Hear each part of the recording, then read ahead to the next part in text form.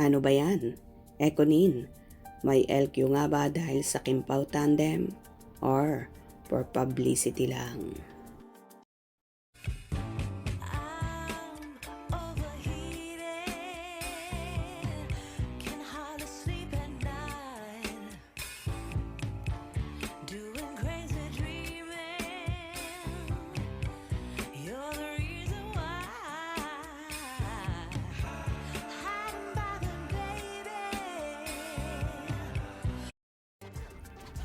Kaloka na talaga sa mundo ng social media at kung ano-ano na lang ang lumalabas na chika.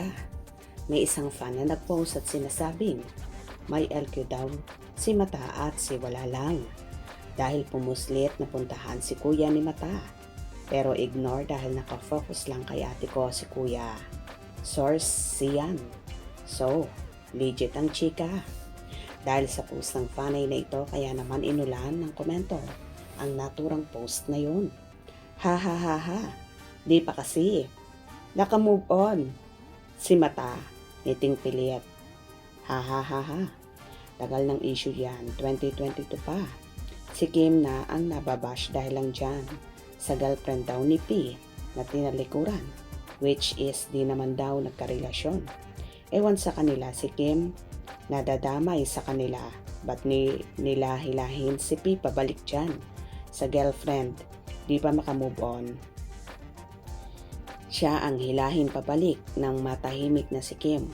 Dati namang tahimik at di nababash si Kim. Ha ha ha ha. Talaga ba? Eto sila pagkatapos ng Prime Video event. Yung Kimpaw. Asan? Kimpaw lang ako nakafocus. Yan yung professional at may degree. Daming walang degree at di professional na successful sa buhay. Kaya hindi mo dapat minamaliit ang di professional at walang degree. Kaya nakasunglass si Paulo para kay Kim lang siya nakatingin. Yung hawak sa kamay ni Paulo, utos ni Pau yun.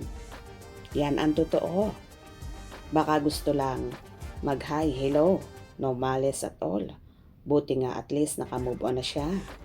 Buti nga sa'yo ay sa panakit butas. Ok lang ba? True panakit butas niya si Eko. Ginamit niya para pagsilosin si Pau.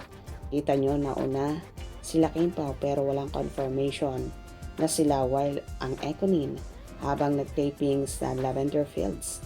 Kita na may video na sa bar sila. Nagsama, naging sila. Mga ilang months lang at nag 1 year last year ng September.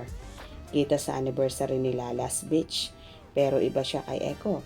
Hindi gano'n niya kalab ang kanya lang magkaroon siya ng partner packet para makita ni Pau na nakamove on na siya.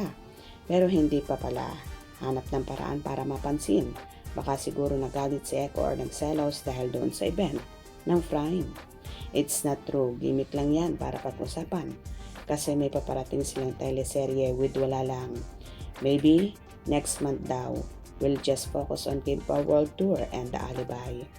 Pag si Gian Gasa nagsalita, naniniwala talaga ako. Walang fake news sa kanya. Kung nakita nyo sa bibig talaga ni Gian Gasa galing ang chika na yan, yun maniwala kayo.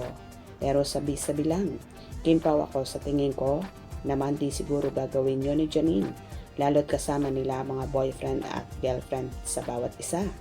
Sa madalit sabi, wag basta-basta maniniwala sa sabi-sabi lang. Mas naniniwala ako dyan kaysa ibang creator.